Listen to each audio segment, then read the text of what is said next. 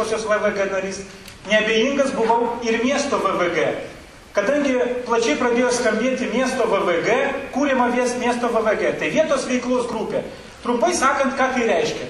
Tai reiškia, kad yra tarpininkas tarp ES lėšų ir mūsų smulkojo verslo. Taip, smulkus verslas yra labai puiku. Aš džiaugiuosi, kad tas smulkus verslas kūrėsi, ypač rajone, ir kūrė pridėtinę vertę.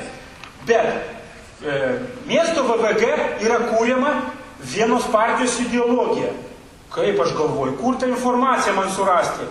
Ieškau, bendruomenės pirmininkas, kas yra VVG pirmininkas, surandu, savivaldybės darbuotojas. Nu, viskas tvarkoje, gali būti, darbuotojai gali būti kažkur tai dirbti. Ir randu tokius dokumentus. Vietos veiklos grupė turi sudaryti 30% valdžios atstovai, 30% verslininkai ir grubiai 30% bendruomenės, nevyriausybinės organizacijos. Tai yra normali sudėtis, kuri galėtų tikrai atstovauti mūsų rajoną ir skaidriai dirbti šito klausimu. Įsitraukiu tokį dokumentą ir negaliu patikėti. Negaliu patikėti, kad miesto VVG sudaro darbo partijos žmonės, o būtent netgi ir valdantieji. Atleiskite. Negaliu aš pritarti tokiems sprendimams, nors miesto VVG aš pritariu, noriu, kad ateitų tas finansavimas, kad mūsų verslininkai gautų. Bet tokia sudėtis man perša tokią išvadą, kad tai gali būti susiję su nusavinimu, gali būti nusavinimu tam tikrų pinigų. Nes tokia sudėtis, kuri yra, vadinkim, sudaryta valdyba miesto VVG, skaitau pavardės. Miesto VVG sudaro Ingrida Baltašytė Četrauskienė, Širvintų savivaldybė. Viskas tvarkoj, gali būti. Savivaldybės atstovas. Romas Zybalas, tarybos narys. Galvoju, dar vienas žmogus dar gali būti. Bet kaip, pradedu skaityti toliau visas pavardės. Rita Bareckaitė. Puikiai žinot, nieko prieš neturi tą žmogų, puikus galbūt. Bet kodėl būtent turi būti darbo partijos žmonės šitoj srityje? Mes puikiai turim puikų rajoną, kur žmonių yra pakankamai, kurie turi savo nuomonę, kompetenciją, kurie gali dalyvauti kiekvienoje, vadinkim, organizacijoje ir pasireikšti savo mintis ir idėjas atiduoti. Toliau sekantis skaitau. Olga Visockienė, UAB Danielyt atstovė. Ir vėl galvoju darbo partija. Galbūt žinot, kam priklauso šitą įmonę. Skaitau toliau.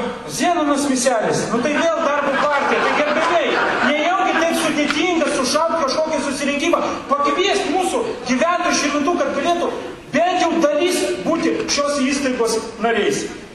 Tai yra miesto VVG. Miesto VVG. Jeigu kalbant apie kaimiškąją VVG, vietos veiklos grupę, kuri sėkmingai dirbo daugelį metų, kurie buvo tarp lyderių Lietuvoje, jeigu mes turim 60 savivaldybių visoje Lietuvoje, mūsų kaimiškoji VVG kažkur įkiavusi į dešimtuką geriausiai, kurį įsisavino geriausiai pinigus. Bet dėja, šiandieną yra tokia situacija,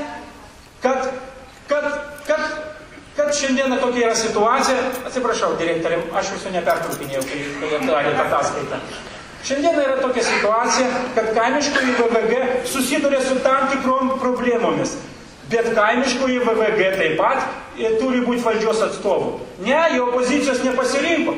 Vėlgi ta pati direktorė į valdybą, ir bent jau pirmininkė valdybos įsirinko. Nežinau, gerbimoji, galbūt jūs turite tiek daug jėgų visur dirbti, bet man toks įspūdis atrodo, kad kaimiškoji VVG po truputį yra gramzdinama žemyn.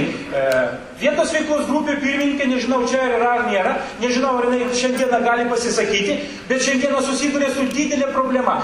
Visos Lietuvos savivaldybės sprendžia tą problemą. Problema kokia yra?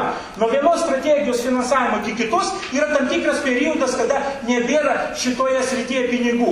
Ir vietos veiklos grupė privalo administruoti visus projektus, kurie yra įgyvendyti, juos prižiūrėti, kurti toliau strategiją ir tvarkyti visus reikalus. Šiandieną nėra ten toje nišoje pinigėlių.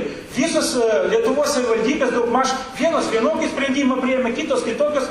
Mūsų Širvintų savivaldybė, ko gero, jokio sprendimo nepriėmė. Žinau, kad kažkur tai vaikšto po bankus ir prašys paskolos, kad galėtų suteikti bankas paskolą, kad šitą organizaciją galėtų gyvuoti.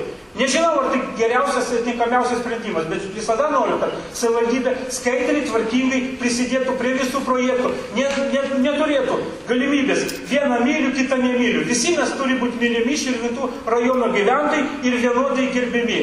Taip, kad aš, kaip opozicijos šiandieną narys, noriu pasakyti, kad gerbėjai, mes dirbam ir dirbsim žmonių labui. O kad šiandieną turim pravardę skundikai, aš jos nebijau. Ačiū už dėmesį.